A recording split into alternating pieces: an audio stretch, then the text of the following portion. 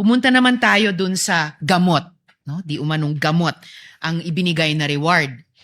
So muli, sa karanasan po ninyo sa ICFAO, and based on your expertise, normal po ba iyon na gamot ang kapalit ng intelligence information? Hindi po siya normal po, Your Honor. Hindi normal. Naranasan nyo na po ba ito dati na gamot ang bayad para sa impormasyon? Hindi pa po. First time po dun sa may OBP po, Your Honor. Okay, first time po dito sa OVP.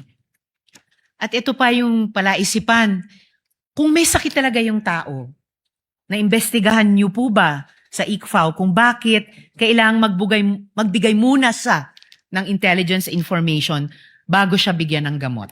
Hindi po, Your Honor. Hindi nyo naimbestigahan. So bilang auditor, ito po ba ay ifa-file sa ilalim ng pabuya o sa ilalim ng ayuda?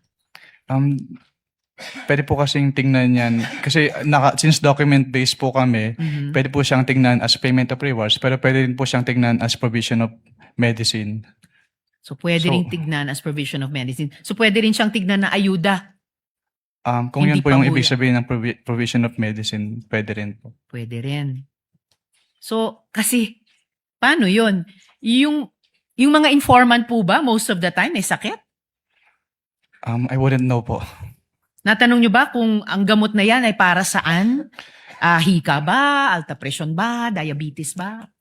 Hindi po. Hindi rin. And ayon po dito, si Mary Grace Piatos, ayon sa isang acknowledgement receipt, si Mary Grace Piatos ay nakatanggap ng 70,000 pesos worth ng gamot bilang pabuya. Ano po ba yung sakit niya?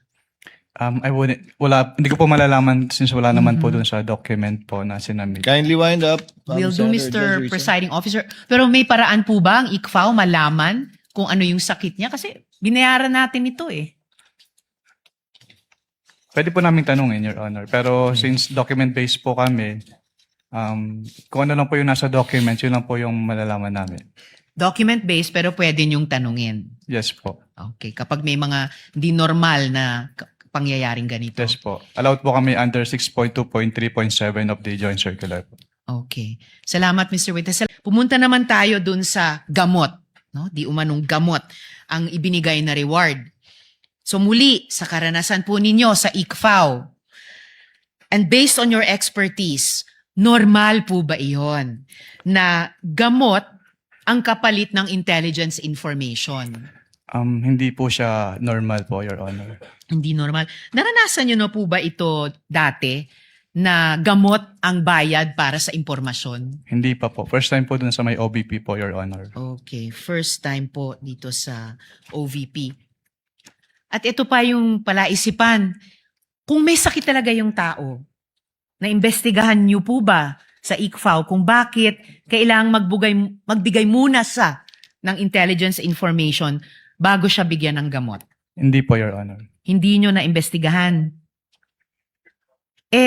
So bilang auditor, ito po ba ay ifa-file sa ilalim ng pabuya o sa ilalim ng ayuda? Pwede po kasing tingnan yan. Kasi since document-based po kami, pwede po siyang tingnan as payment of rewards, pero pwede rin po siyang tingnan as provision of medicine. So pwede rin tignan as provision of medicine. So pwede rin siyang tignan na ayuda. Kung Hindi yun po yung pabuya. ibig sabihin ng provision of medicine, pwede rin po. Pwede rin. So kasi, paano yun? Yung mga informant po ba, most of the time, may sakit? I wouldn't know po. Natanong nyo ba kung ang gamot na yan ay para saan? Hika ba? Alta presyon ba? Diabetes ba? Hindi po. Hindi rin.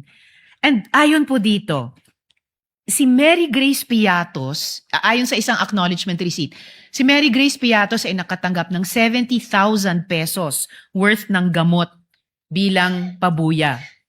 Ano po ba yung sakit niya?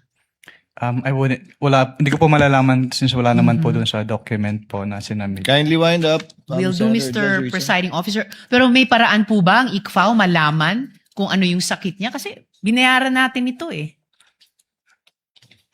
Pwede po namin tanungin, Your Honor. Pero since document-based po kami, kung ano lang po yung nasa document, yun lang po yung malalaman namin.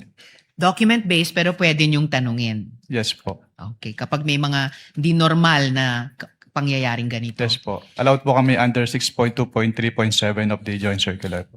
Okay. Salamat, Mr. Witesel. Pumunta naman tayo dun sa gamot. No? Di umanong gamot ang ibinigay na reward. So muli, sa karanasan po ninyo sa ICFAO, and based on your expertise, normal po ba iyon na gamot ang kapalit ng intelligence information? Hindi po siya normal po, Your Honor. Hindi normal. Naranasan nyo na po ba ito dati na gamot ang bayad para sa impormasyon? Hindi pa po. First time po dun sa may OBP po, Your Honor. Okay, first time po dito sa OVP. At ito pa yung palaisipan. Kung may sakit talaga yung tao, naimbestigahan niyo po ba sa ICFAO kung bakit kailangang magbigay muna sa ng intelligence information bago siya bigyan ng gamot? Hindi po, Your Honor. Hindi nyo naimbestigahan. So bilang auditor, ito po ba ay ifa-file sa ilalim ng pabuya o sa ilalim ng ayuda? Pwede po kasing tingnan yan. Kasi since document-based po kami, pwede po siyang tingnan as payment of rewards, pero pwede rin po siyang tingnan as provision of medicine. So pwede rin tignan as provision of medicine. So pwede rin siyang tignan na ayuda. Kung Hindi yun po yung pabuya. ibig sabihin ng provision of medicine, pwede rin po. Pwede rin. So kasi, paano yun? Yung mga informant po ba, most of the time, may sakit? I wouldn't know po. Natanong nyo ba kung ang gamot na yan ay para saan? Hika ba? Alta presyon ba? Diabetes ba? Hindi po. Hindi rin. And ayon po dito, si Mary Grace Piatos, ayon sa isang acknowledgement receipt, si Mary Grace Piatos ay nakatanggap ng 70,000 pesos worth ng gamot bilang pabuya. Ano po ba yung sakit niya? Hindi ko po malalaman since wala naman po dun sa document po na sinamit. Kindly wind up. Will do, Senator Mr. Judge Risa. Presiding Officer. Pero may paraan po ba ang ICFAO malaman kung ano yung sakit niya? Kasi binayaran natin ito eh. Pwede po namin tanungin, Your Honor. Pero since document-based po kami, kung ano lang po yung nasa document, yun lang po yung malalaman namin. Document-based pero pwede niyong tanungin. Yes po. Okay. Kapag may mga di normal na pangyayaring ganito. Yes po. Allowed po kami under 6.2.3.7 of the Joint Circular po. Okay. Salamat, Mr. Witesel. Pumunta naman tayo dun sa gamot. No? Di umanong gamot ang ibinigay na reward. So muli, sa karanasan po ninyo sa ICFAO, and based on your expertise, normal po ba iyon na gamot ang kapalit ng intelligence information? Hindi po siya normal po, Your Honor. Hindi normal. Naranasan nyo na po ba ito dati na gamot ang bayad para sa impormasyon? Hindi pa po. First time po dun sa may OBP po, Your Honor. Okay, first time po dito sa OVP. At ito pa yung palaisipan.